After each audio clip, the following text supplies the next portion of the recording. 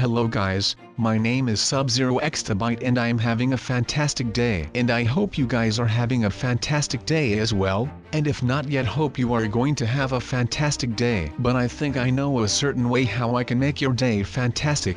And that is what we are going to do right now, because we are going to a very famous game mode in Minecraft. Oh boy, what have I been waiting for this moment. You probably saw the hype around a game called Fortnite. Yes, it's a famous game where you get dropped in a map with 100 other players. Last man standing will win the game, so without further ado let's get right into the game. With these 3 resources, you can build structures on the fly. Need to cross a gap? Build a bridge. Need to get up a mountain? Build some stairs. Need protection from incoming bullets? Build a wall. By the end of a match, resourceful players will have accumulated enough materials to build towering structures for their final stands. After all, it's wasteful to use resources on stuff you'll likely have to abandon during the next instance of the storm. The player-made structures, like everything else, can be destroyed and stick out like sore thumbs, but if you're way down below and they are way up high, well, you're at a severe tactical disadvantage. Building structures is surprisingly easy and quick to use, even with the limited inputs on a controller,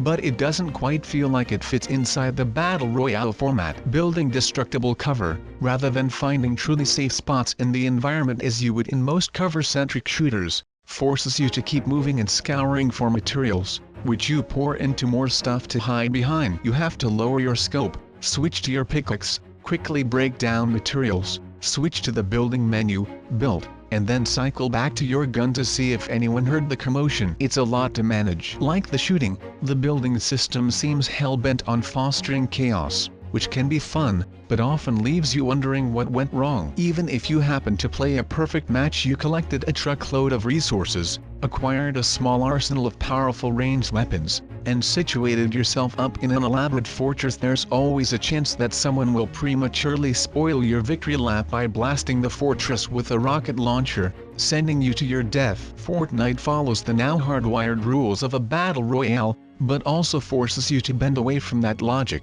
to put yourself out in the thick of the fight even though you will likely die and have to queue up another match. There's a direct correlation with how little you care about protecting, about winning, and how much fun you'll have. That isn't necessarily a problem in itself, but Fortnite doesn't really click unless you approach it in a very specific way, one that isn't as intuitive as it could or should be. But if you shower a lot and you only use one 3-in-1 bottle, it will probably be empty in a matter of a week or 2. But if it is empty, you just buy a new one and then you are good to go again, mate. So, if you have paid attention to what is going on at the screen, you can see that you have to lay a floor down that is also made out of dirt. Then you complain a bit about that the bow and arrow is getting bowing. Haha, you get it bowing since it is a bow and arrow? No, well, it is spelled boring but with a W, then it is bowing. You also have a bowing 707 and that is a plane, but that is not what I am talking about today, so that is all good anyways. So you want something new, right? Yes. Me too, buddy, and that is why we have some sentry guns today. But the thing is that if you have to have a fort, and that fort has to have walls made out of stone, but you need these bad boy blocks, because if you use wood and the wood gets wet, it is just not good for a fort to defend. So,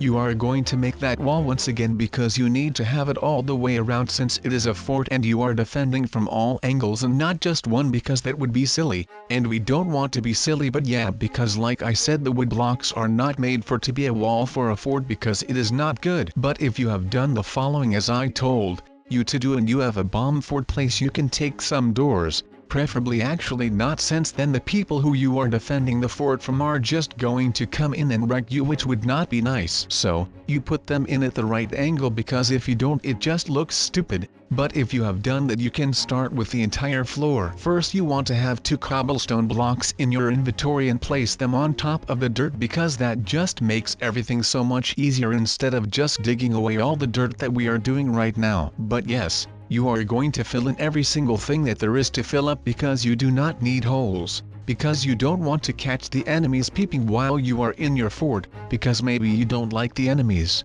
Well, I actually know for sure you don't like your enemies, that is why they are your enemy. But now that we are talking about enemies, it would be a pretty good idea to just install some sentry guns in here, since I think I know how to get some of those bad boys. But yeah, the holes and all of that, those things you do in your fort are private, so it would not be smart to have a fort and around the fort there is all glass in the wall because people that are on the street then look up and they just see you chilling in a really cool fort. Then they might get jealous and try to attack your fort, which would really be a pickle, wouldn't it? But yeah, if you have done the 2 more blocks like I said, you want to do something that is pretty advanced because it requires great skill. But if you are skilled with wood, this should be easy peasy lemon squeezy. So, if you are a professional Minecraft player and you are not like Steve but you are more like Sub, this should really be easy for you. But yeah, this building to make the fort is now going to be extending outside the walls, and that is just the right height because you need to have a walk thing as well, and you are going to make that wall thing better in a minute. But first you need to finish making it extend some.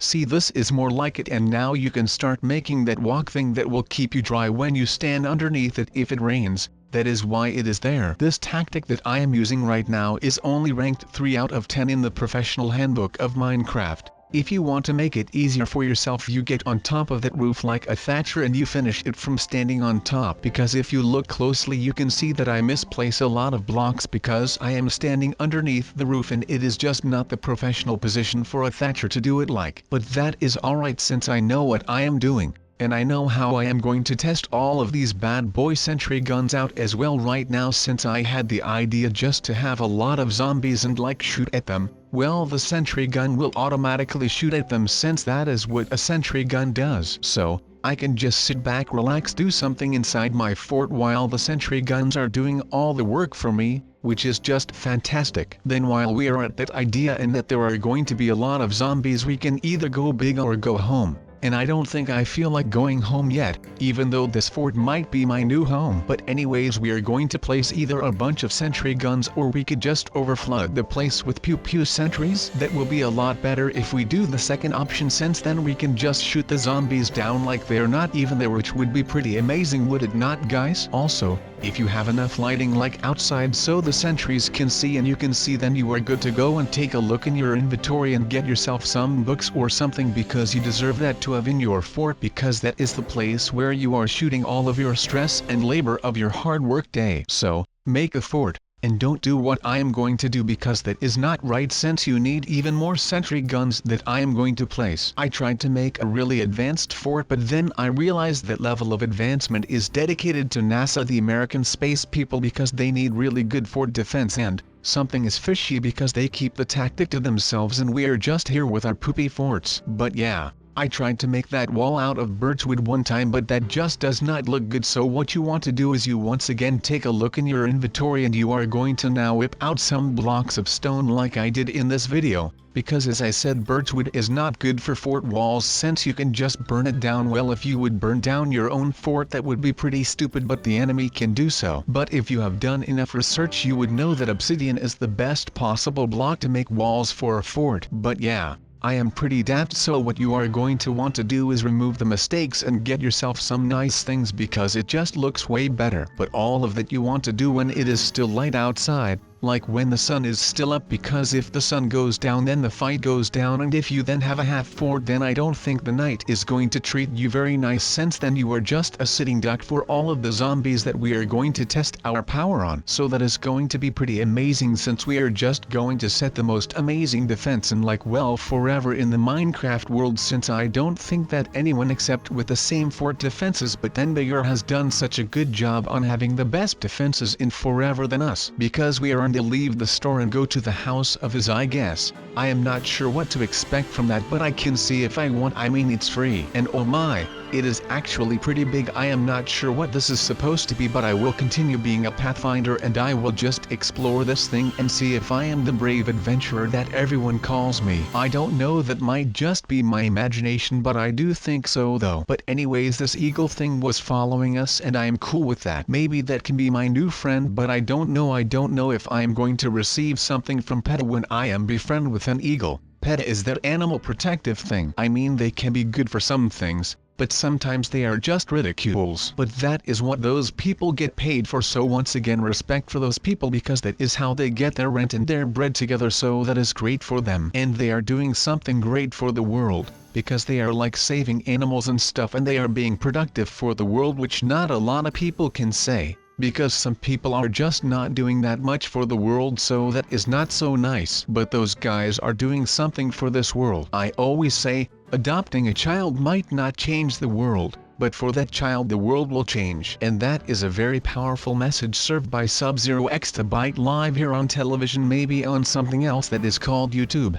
But I said it live right here, right meow. But we are now here with some spikes that are inside a box that are trapped, and like that, if those spikes were animals then PETA would come and free those spikes. But those spikes are no animals, so there would be no reason to free them because they have to life, and they just are there because people like those people that are around me, with me included, like to push things into other sharp things, and they get their enjoyment out of that, and that is what these people like. Those PETA people might enjoy freeing animals and stuff, but I don't know those people in real life, so I guess that those people must be pretty cool to hang with, just like other people are just normal humans, so those people must be normal people as well, so that is great for them. And if those people are cool people, then I would like to hang out with such a guy maybe once, I don't know. Seems cool to me. Maybe we could push some noobs off the edge into oblivion if he or she likes that. I don't know what gender they are yet, and in 2017 you have to be careful when you are talking about genders and stuff. I don't know what all of you at home do for fun,